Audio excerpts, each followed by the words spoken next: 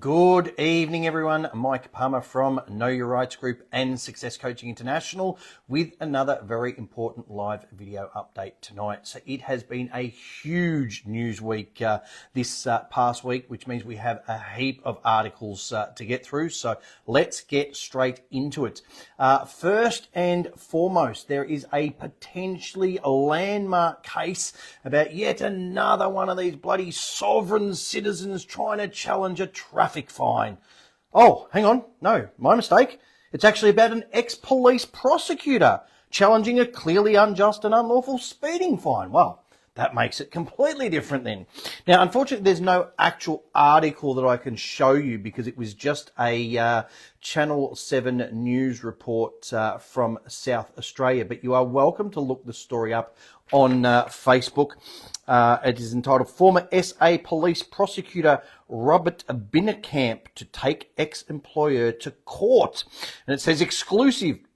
A former South Australian cop is taking the police department to court over a $300 speeding fine.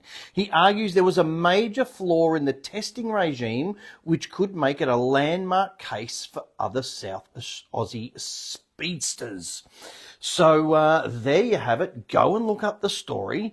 But what I'm concerned about is, hang on a minute, if you research the law and you know the issues with the law and you know how to properly argue the law in court, like of course we do at the Know Your Rights group, like say Desi Freeman did when he went to court or when he spoke to the police in the park and all the rest of it. And of course, like we teach our members to do, and of course, presumably you would expect that an ex-police prosecutor who also argued cases in court would all be treated the same. But of course, that's not what happens at all. So if anyone out there can explain why it is that myself, Desi Freeman and some of our members are labelled as sovereign citizens, yet an ex-police prosecutor is reported on by the media as somewhat of a hero for daring to challenge detailing the issues with these testing procedures and the fact that these camera operators are not able to provide evidence of their before and after testing procedures. They've been showing that stuff for 20 years now, along with a range of other arguments.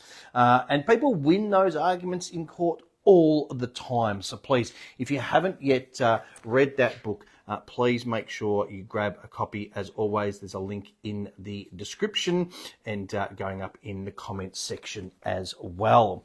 But of course, here's the thing. All of a sudden, we've got an ex-police prosecutor who's raising exactly the same arguments, and magically now, it's newsworthy. Yet all of the testimonials that I read out on these weekly videos, the actual court orders that I hold up, proving that our members win in court all the time, that apparently is not newsworthy at all. I mean, it's almost like there's some sort of double standards. I mean, surely not, of course. Now, look, one of the reasons why the South Australian media in particular are, of course, running that story rather than all of the stories that we share on these videos is because there was a related article that came out just this week about a single speed camera in Adelaide that has raked in almost $5 million worth of fines in just 1 year, with, of course, little to no impact on the road toll whatsoever. So here is the article if you want to look that up for yourselves. And it says, single Adelaide speed camera generates almost $5 million in fines in 12 months. Single speed camera in Adelaide has generated almost $5 million in fine revenue over the past 12 months. The hotspot for speeding on the Southeastern Freeway at Leewood Gardens was identified by the Royal Automobile Association, RAA, as a significant revenue generator. Not a significant lifesaver, no, a significant revenue generator. The camera, reportedly the busiest in South Australia, detected almost 6,000 speeding vehicles in the past financial year. Now, as I have said on these videos, in our live events, on our radio shows and all the rest of it, more times than I can possibly count, if 6,000 people in just 1 year are doing the wrong thing that would cause them to get a fine, then clearly the government's definition of wrong is wrong. Okay? It can't be wrong if that many people are doing it. It's normal. Okay, a lot more normal than some of the other things people get away with. Okay, and far more acceptable. That's what needs to change. But here, of course, is the kicker that's going to show exactly what this is all about. 4 of the top 5 mobile camera locations have undergone speed limit changes in recent years. And again, this is something I've spoken about, many, many times on these videos.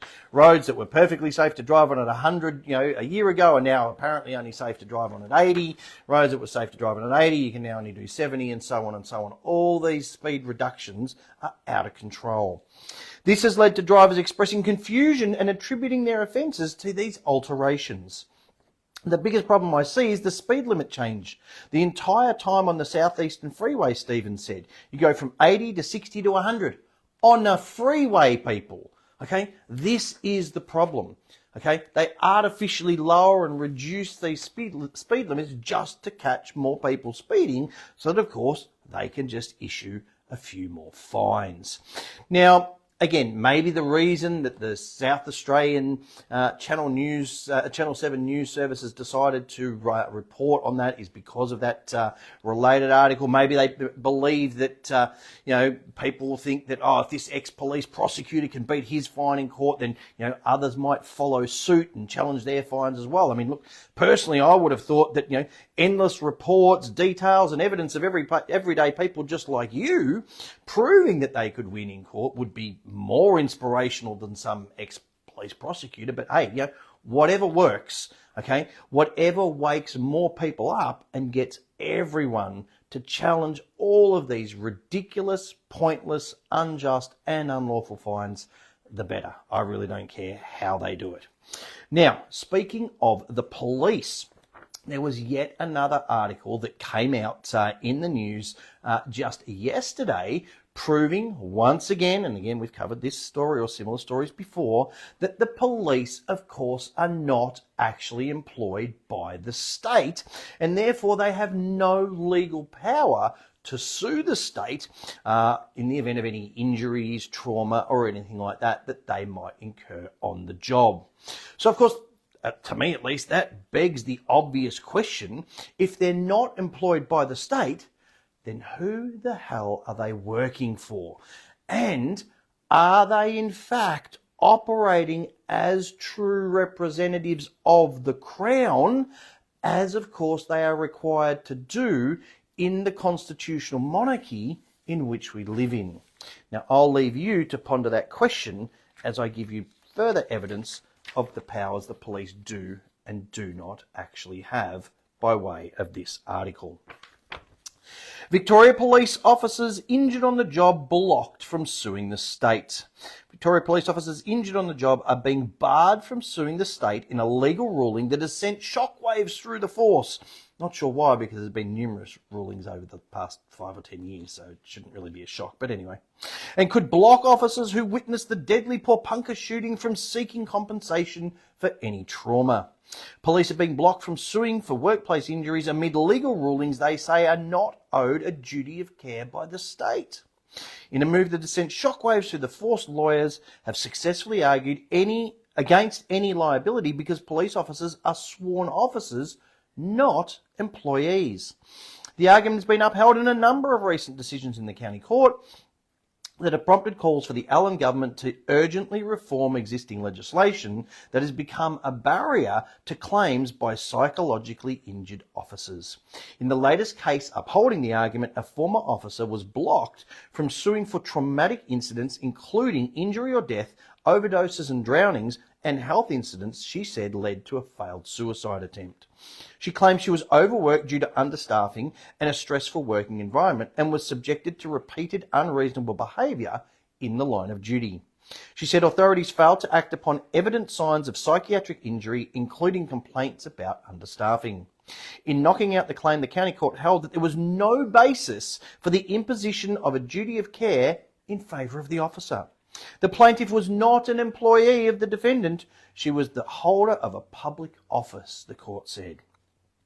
A duty of care owed by one police officer to another was not an established duty of care, and the salient features of the relationship between one police officer to another were not such as to give rise to a novel duty of care. Further, there could be no basis for the imposition of a duty of care in favour of the plaintiff against the Chief Commissioner or for a finding of vicarious liability. There is no authority for the prosecution that a duty of care automatically arises as an established category between one police officer and another. Nor are there decided cases in Victoria which consider the circumstances in which there may be liability in negligence for harm suffered by a police officer because of the acts or omissions of another police officer in performance or purported performance of their duties. Having considered the authorities, I'm of the view that it is conceivable that no duty of care may be owed by one police officer to another in the performance of their duties, because the imposition of such a duty would be inconsistent with other police duties and responsibilities and a variety of public policy considerations. So too bad, so sad for you if you happen to be a police officer. So again, the obvious question, to me at least, is why on earth would anyone want to be a cop in Victoria? Especially, for that matter in any other state either, but especially in Victoria. The courts have now ruled multiple times that the police force owes you no duty of care. The government continues to use you as glorified debt collectors or revenue raisers on their behalf, or even worse, they're using you as pawns in their chess game to try and destroy or discredit anyone that dares to speak out about the government narrative. And you endure shocking conditions that basically don't exist in almost any other workplace. So, in exactly the same way, yes, there are some bad apples in the police force. Most of them, I believe, are honest, caring men and women who join the force with a genuine intent to help and make a difference. And similarly, whilst there might be some bad apples within the sovereign citizen movement or whatever other label you want to put on anyone who dares to question, claimed government authority, most of those people are just searching for the truth and they ultimately just want to be left alone. They just want to live their lives in peace and quiet without interference from the police and the government when they've harmed or deprived no one else of any other thing. So, I said it a month or so back, and I'll say it again now. If you are a police officer, if you're watching this and you know a police officer, and you've had enough and you want to quit, then I'm prepared to offer you a completely free, no strings attached, one-on-one coaching call, to help you come up with some ideas or alternatives that you can pursue and stop wasting your time operating on behalf of a government that simply doesn't give a damn about you. You can contact me through the Know Your Rights group. You can contact me through my Success Coaching website, whatever's easiest for you, and I'm more than happy to help. Now, sadly, for those who are still in Victoria, there are even more hits to come. And the first is actually a proposal to introduce an additional 100 surveillance cameras just in Melbourne alone. And worse than that, give even greater surveillance powers to people who are operating the cameras, including new private operators. So if you are in Melbourne, if you're thinking of travelling to Melbourne, I urge you to make sure that you are aware of this. City of Melbourne set to vote on security camera overhaul surveillance powers for staff. The City of Melbourne Council is set to vote on a new plan that would see more privately owned CCTV cameras feeding into the city's security network. The plan is part of a proposed upgrade to the council's existing security network that would see 100 additional cameras, including 40 owned by council and 60 privately owned ones, integrated into the council's already 300 camera strong system. This is just nuts. Talk about Big Brother. About 18 privately owned cameras already feed into the council's monitoring operations, so the number of them would increase greatly under the new proposal. The privately owned cameras could include cameras that are installed by building owners as well as in high-risk areas such as government buildings and tobacconists. See, no good can come from smoking, people. The plan, which will be co-funded with $3.6 million from the Victorian Government and $2.1 million from Council, was discussed at a Council meeting on Tuesday night. Under the proposed changes, authorised officers, including Council security guards, Since when did they become authorised officers? Would also be able to use the footage to investigate issues like illegal dumping, graffiti and public nuisance. Hang on, isn't that what the police are there for? To investigate crimes? Not council security guards? Come on, this is massive overreach, people. Currently, access to this footage for enforcement purpose has only been given to Victoria Police to assist with the investigation of criminal matters. As it should be. That's it. At worst.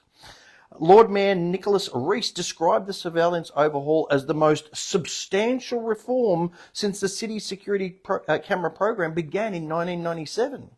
Principally, what we're talking about here is the City of Melbourne and our local law officers, our own City of Melbourne enforcement team, whoever the hell they are, being able to use the footage to help catch people who are breaching local laws. Again, I must have missed the memo. When did councils get the authority under the Commonwealth Constitution to operate as a third tier of government and make their own laws? They do not have that power. And we, the people, need to put a stop to it. Then comes the next bit, the subheading, AI face matching on the cards. Lord Mayor Nicholas Rees said if the expansion was passed, the next phase would be voting on whether to incorporate artificial intelligence video analysis into the monitoring system. What could possibly go wrong? We are seeing the way that cities around the world are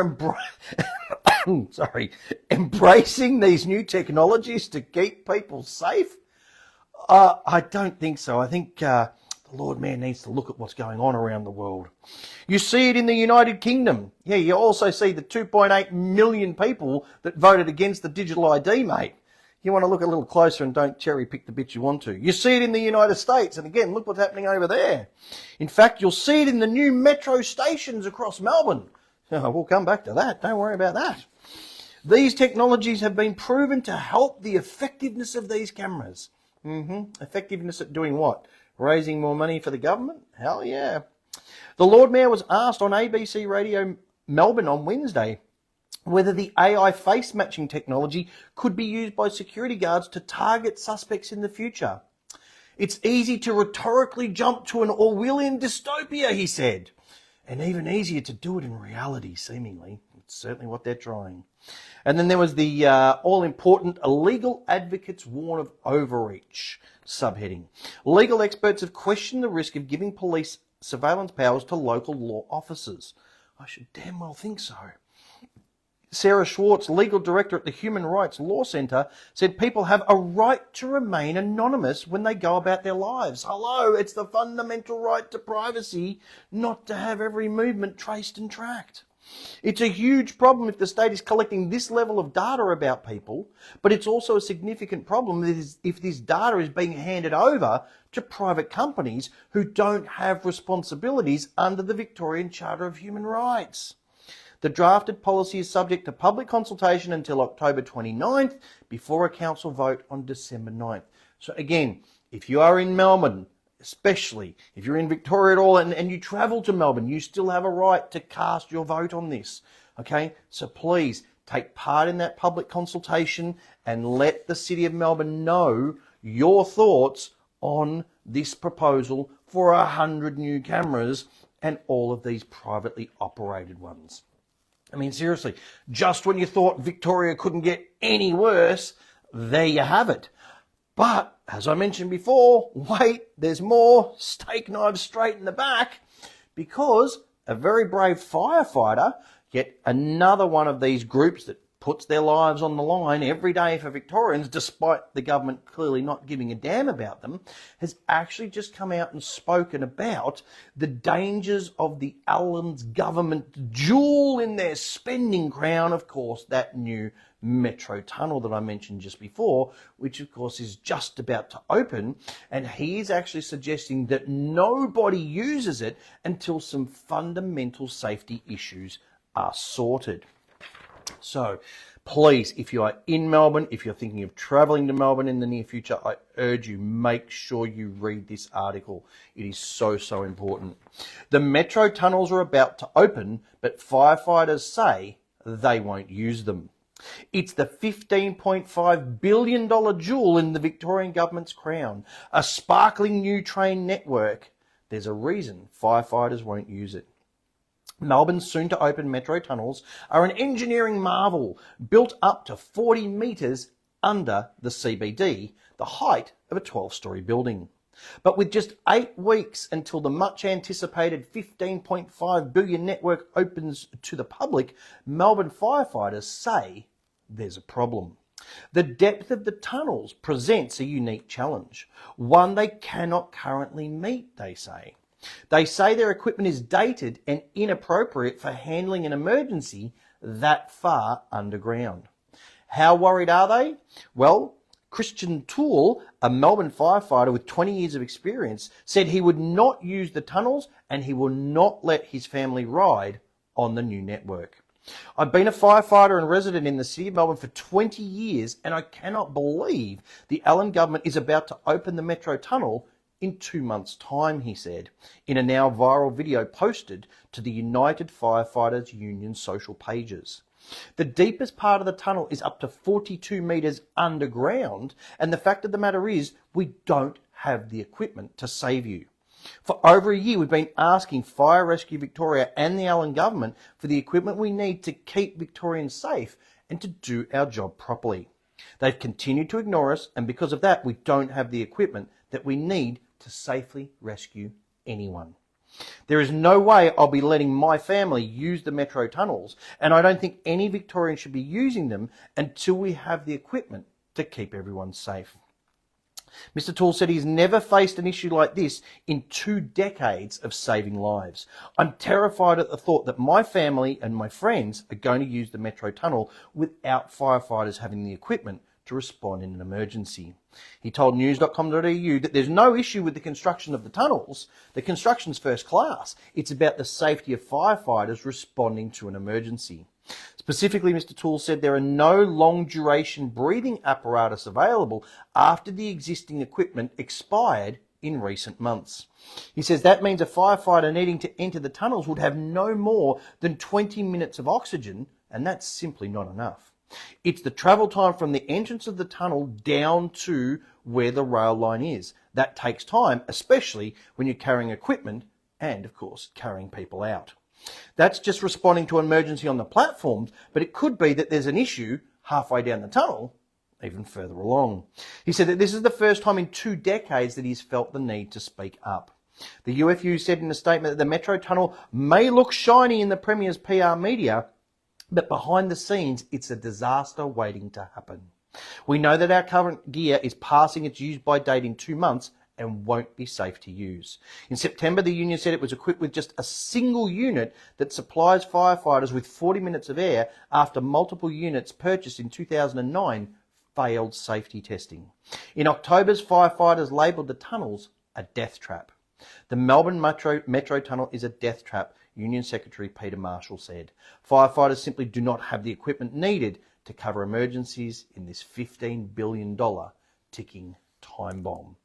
So, I urge you, go and read that article for yourselves. And as I said, if you're in Melbourne, if you're going to be travelling to Melbourne and considering potentially using that new metro tunnel, I would urge you to please think very, very carefully about whether the excitement of something new is really worth the risk. Okay, everybody obviously hopes that nothing's going to go wrong, but now that you know that there are definitive safety risks in the issue that something does go wrong, is it really worth that risk? I mean, most people have house and contents insurance and car insurance, and they obviously hope that you never need to use it, but you always have it just in case. Okay, so do consider that. Now, speaking of risks, everyone was well aware of the risks back in COVID of supporting that little gay leprechaun Alan Joyce and having anything to do with Qantas after the way they treated people during COVID. And now it seems as though people who did make that mistake and supported Qantas despite all of that are now being made to pay yet again, as there was a major data hack where information from nearly 6 million customers was leaked onto the dark web. So again, if you or anyone you know has anything to do with QANTAS, I urge you to make sure you read this article. QANTAS to face scrutiny after personal data of 5.7 million customers released, Minister says. Home Affairs and Cybersecurity Minister Tony Burke insisted QANTAS will be held accountable. Yeah, right, like the leprechaun was when he got his $10 million golden parachute. Sure. After the personal information of 5.7 million of its customers was released onto the dark web by hackers. QANTAS was one of 40 companies caught up in the hack, alongside the likes of Disney and IKEA, when the hacker group Scattered Lapsus Hunters stole almost 1 billion records of customer data from cloud technology company Salesforce in July. The hackers did not break into the Salesforce system, but instead called the IT desk of the 40 companies and posed as legitimate employees. In the case of QANTAS, it is believed a call center in the Philippines was targeted by the hackers. Can't hack them if you don't have them over there, just saying. Burke told ABC Radio National this morning that despite the data being released in a location outside of Australia, QANTAS would not escape scrutiny for the massive breach. You can outsource parts of your business, but you don't outsource the law, he said. I wonder if that applies to the RBA, which of course is a foreign-owned bank that controls all of the money in this country. Asking for a friend, or 25 million. The information of QANTAS passengers believed to have been released includes date of birth, emails and frequent flyer numbers. Burke said the personal data release was different for each customer. Oh, that makes you feel good, doesn't it? There are some people when it's phone numbers, there are other people where it's addresses, and there'll be some people where they'll get a cold call from somebody who sounds like they're from QANTAS, who sound like they're from a company where they've got enough information that you think it's legit. This includes a string of politicians' home addresses and phone numbers. Cybersecurity Coordinator Lieutenant General Michelle McGuinness confirmed in Senate estimates last week.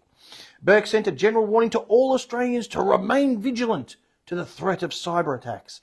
You know how you do that, people? You don't have any info online. What they are trying to do is get more information from you.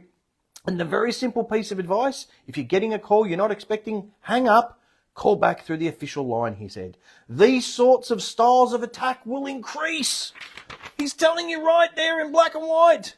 There are going to be more security breaches. There's going to be more cyber security hacks and data breaches and all the rest of it. I mean, that is just so comforting to know.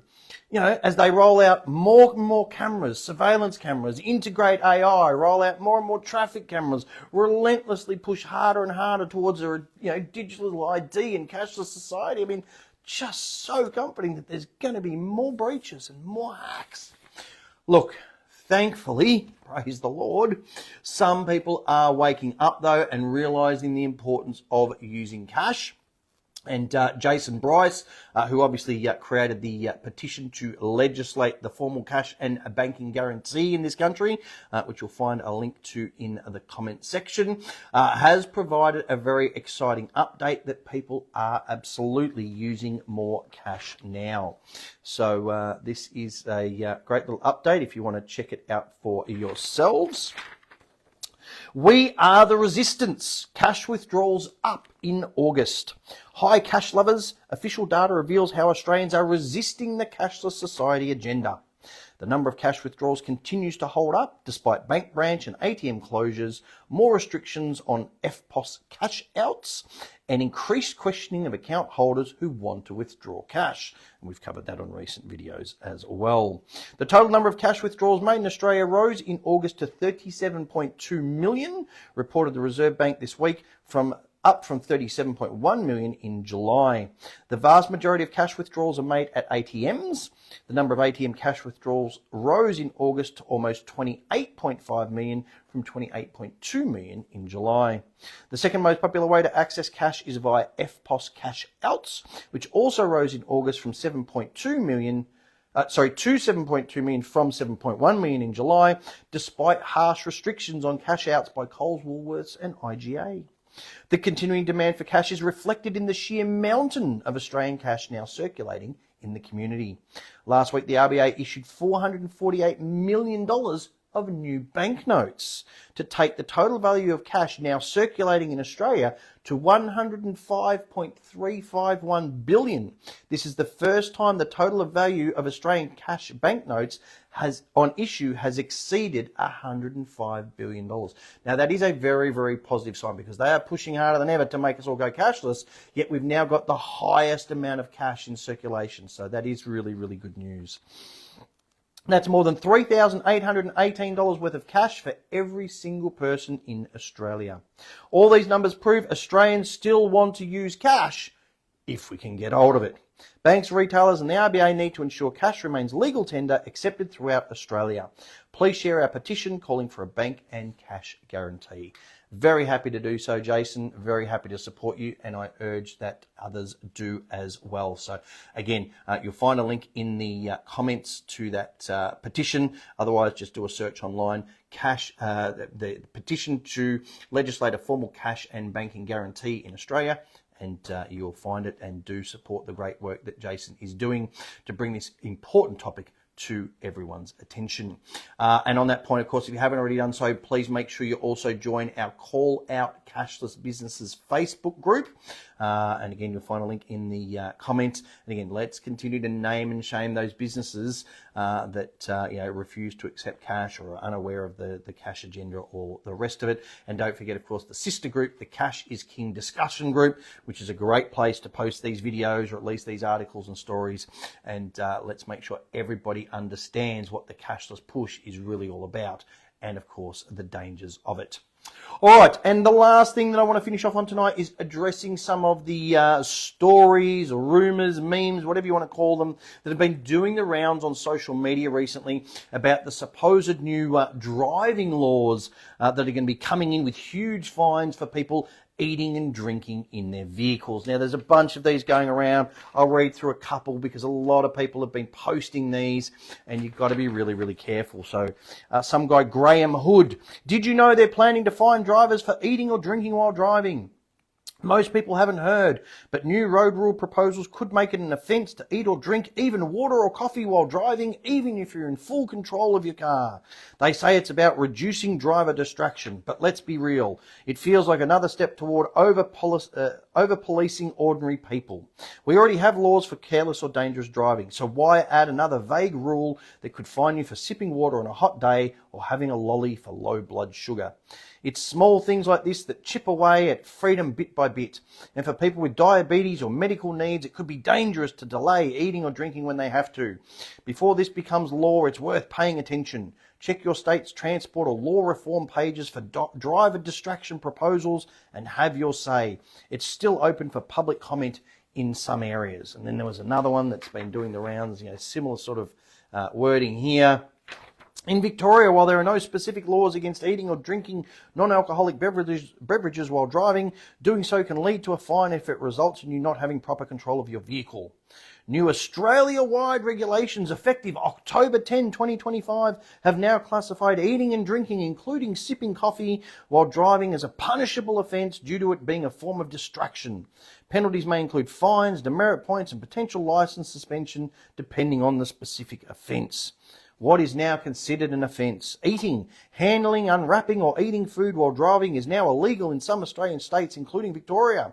Drinking, sipping from a coffee cup or water bottle can now lead to fines and demerit points. Vaping, smoking, these activities are also considered distractions and are subject to new regulations. Okay, so this is some of the stuff that has been doing the rounds. And look, whilst I'm 100% sure that the various state governments would ideally love to bring in some new lovely revenue raising measures just like those, they are definitely not doing so at the moment. So please be careful of what you blindly believe on social media, and more importantly, be careful what you promote and share and spread without checking it first, because that's how the whole sovereign citizen rubbish goes around, and while the fact checkers jump on things and all the rest of it. Okay, as we've said for many years now, we spend as much time telling people what doesn't work, clearing up all of the myths and the misinformation, as we do teaching people about the rights and teaching them about the truth. So no, there are no proposed new laws, certainly not Australia-wide bad laws, because that's not how traffic laws work anyway, for fines for eating and drinking. Now, yes, absolutely. If an officer wanted to be particularly pedantic, if they believed that a particular action of you eating or drinking caused you to be distracted, then they could actually issue with the fine. But that's always been the case anyway. It's not anything new.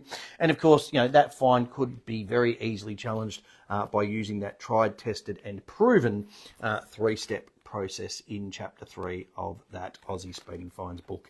And again, if you haven't got your copy, there's a link in the description and comments. And finally, speaking of beating fines, don't forget we did recently announce our special extra bonus, whatever you want to call it, overview webinar, which is going to be run on Sunday, the 16th of November. And of course, as the name suggests, it's going to be an overview of the most popular and most important topics from our webinar series for the year. It's going to include fines, the Constitution, and court process, procedure and paperwork. So if you haven't yet secured your seat, just go to the link that will be in the comment section for that overview webinar. You'll also find it under the seminar tab, under webinars, and it's the last option there. All right, and finally, as I always do, I'm going to finish off with some more really great memes to get people thinking about what's going on at the moment.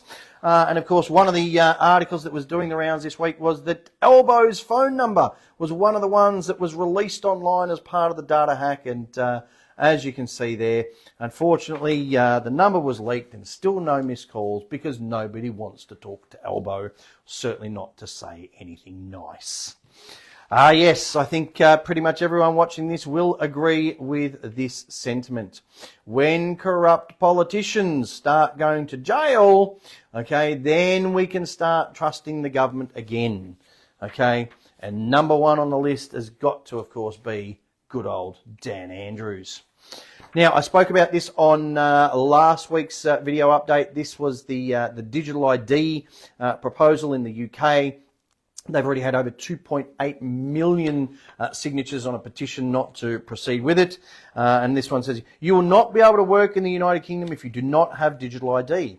Why would they need to threaten you with losing your job in order to get you to do something that's supposedly in your interest? Doesn't that sound familiar? This is no jab, no job 2.0.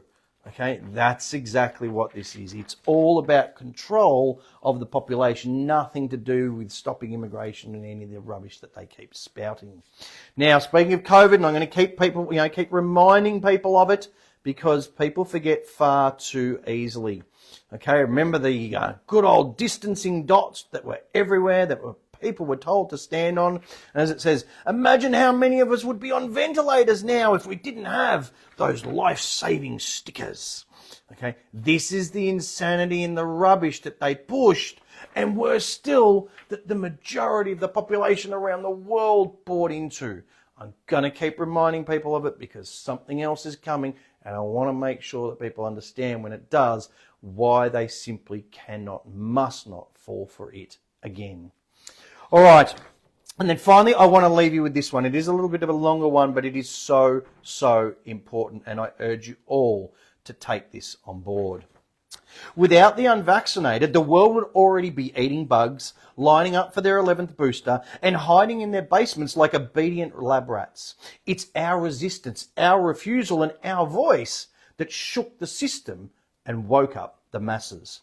We stood against the largest psychological operation in human history, designed to break our minds, crush our freedoms, and turn society into a digital prison. And we're not done.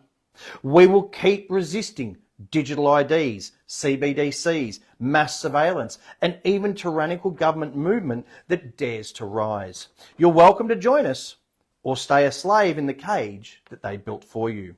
We are the last line of defence against tyranny. That's why they're trying so hard to stop us, or at least discredit us.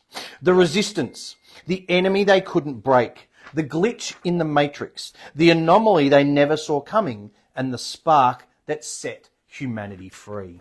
So I hope that many, many of you who are watching this video can relate to that and fall within that category yourselves as well. So, I'm going to leave things there for tonight, and I do urge you, as always, to please make use of all the various resources that are available to you, to please get informed, get fired up, and get proactive. We need that now more than ever before.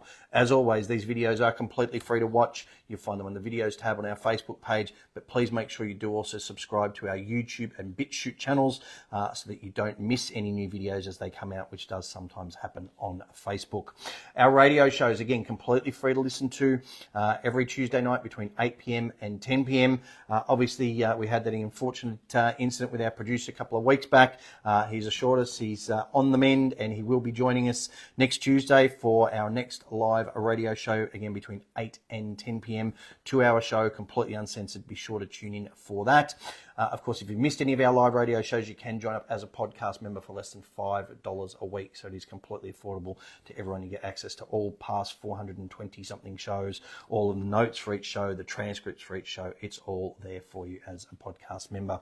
Now, of course, if you want to go above and beyond that, then we do urge you to grab our book, The Essential Step-by-Step Manual for Understanding and Exercising Your Rights. It does cover a whole range of important topics that everybody needs to be aware of.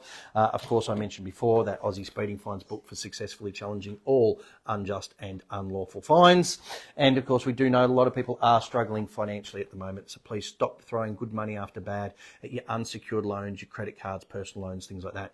Be sure to grab that Bank Secrets Revealed book and use their tried, tested and proven 4-step process for discharging all of those debts very easily. You can get those all individually. There's also a combo pack. You do get that tote bag included as a little bonus, no extra charge. Great thing to pop all your shopping in down the street, spread the word, get the message out there. Of course, we have our caps and beanies. As I've said before, springtime is always a wild ride, especially in some of the southern states. We've had freezing cold, pouring rain to boiling hot and all the rest of it. So grab your caps and beanies. People see the logo, they come up, they have a chat. Great way to meet like-minded people.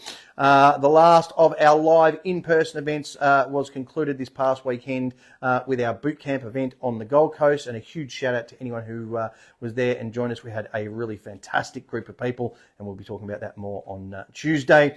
We do have that single bonus overview webinar left, and of course, if you have missed any of our live events, we do have that home study course, which is a complete recording of one of those 2.5-day events. There's 3 custom-made workbooks, so you can write notes next to every single slide from every single presentation. There's 17 DVDs plus a CD with all the documents that we actually use ourselves, all in there that you can pause, rewind, fast forward in the comfort of your own home, and of course at your own pace. As I keep saying, it is a fantastic resource that you'll come back to again and again over the years. So that is it from me. We will speak to you live on Tuesday for the next radio show. We will be doing a live video update next Wednesday because I have another commitment next Thursday, so just be aware of that date change. Otherwise, I hope you all have a fantastic week. Talk to you soon.